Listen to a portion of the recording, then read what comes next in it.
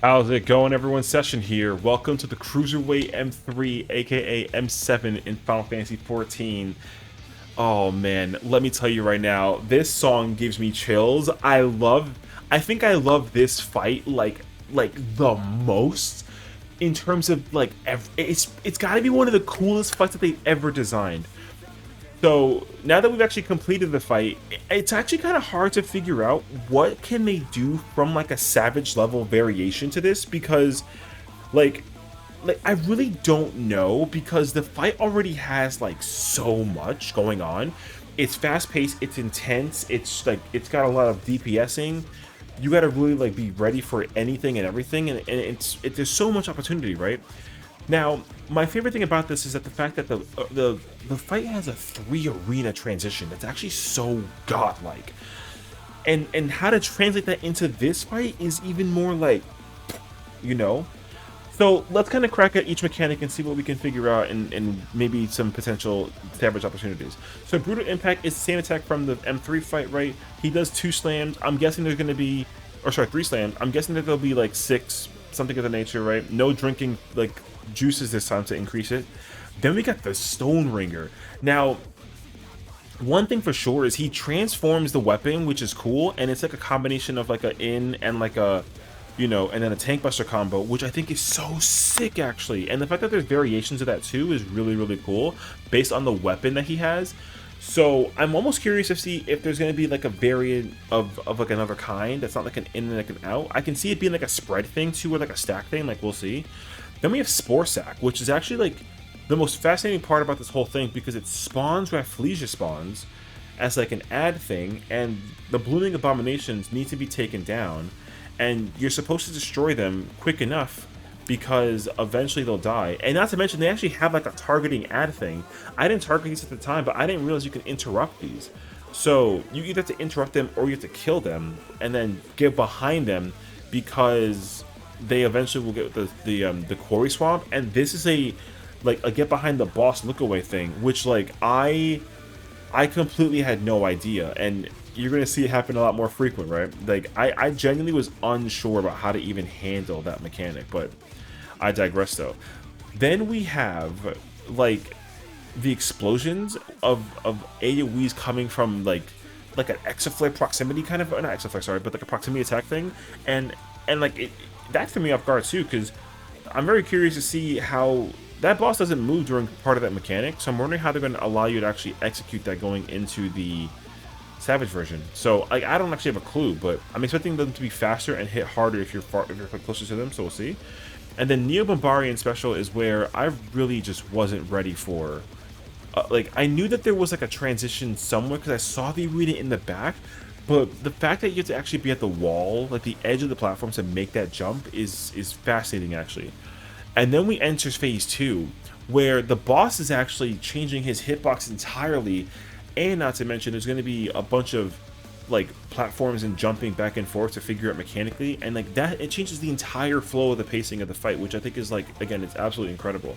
So brutal swing is going to be done at the close range level because it's a club, right? So club is usually like the closest, and then the like scythe thing is like a little bit of like a donut, if you will. So obviously he'll change it to it here, and then the fact that he actually will use himself to tether to a certain like skyscraper and then execute that jump is like, and the way how the arena is designed too, it's not like a square, so being able to transfer between locations while maintaining some kind of uptime, I understand why now they actually made some of those changes that they made, because meleeing this fight with some kind of uptime is going to be extremely fun. It'll be a very big challenge to take on for sure, but I think that eventually we'll figure it out down the road, right? But I am expecting a lot of people to struggle a lot with the proportion of the arena and the dimensions to actually maintain like full uptime. You have to position yourself in a way that really stops you from falling off, because I think that falling off is like such an opportunity, if anything, so we'll see. And then of course we have like the combination of like the new sword and then the spore explosion, which just seems like baited AoEs that are going to drop down, and you have to dodge him for sure.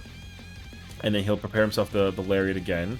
and you know, there's that. And then the combination of immediately like a glow or power follow-up with a line and like a spread thing, I'm almost wondering if there's going to be like a stack variation of that too. I can kind of see that happening. It's just, you know, in some way.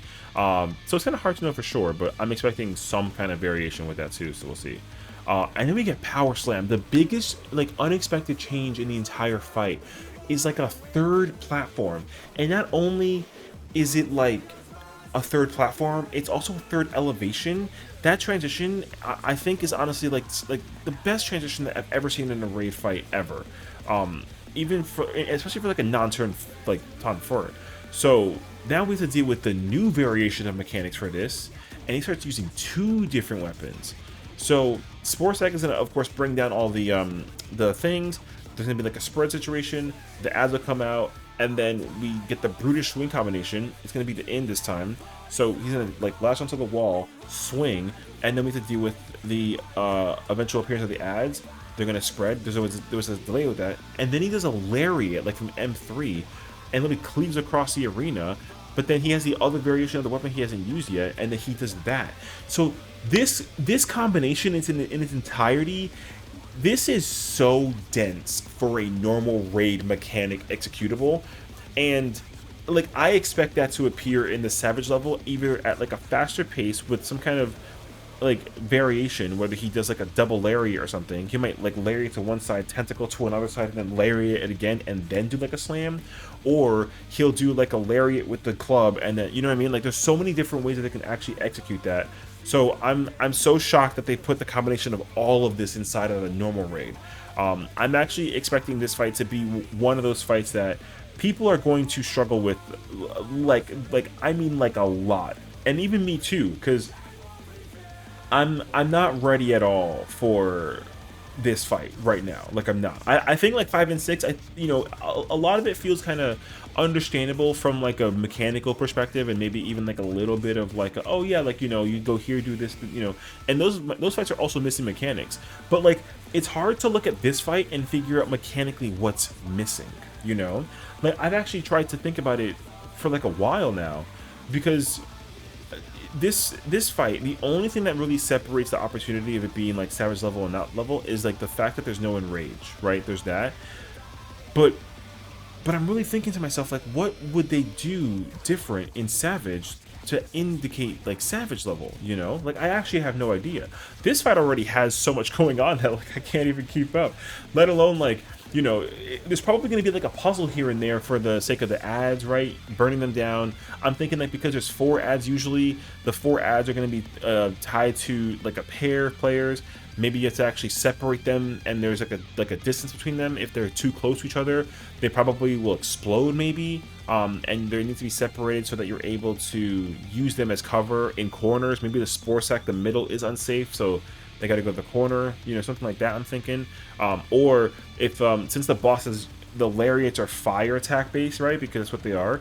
I'm wondering if like if you put the Rafflesia in the direction of the lariat, then at least you have to avoid that, right? Because maybe hypothetically speaking, he'll burn them because like plant versus fire, right? Like not a good combination.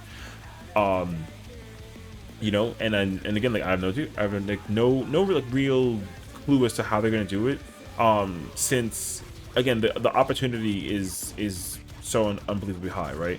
And I think also like from like a lore perspective, right? Because again, one of the things you got to remember is that like he's a combination of multiple souls, right? He's like a spider, he's an Ochu, he's a golem, he's a Kotobupas, and he's also a bomb.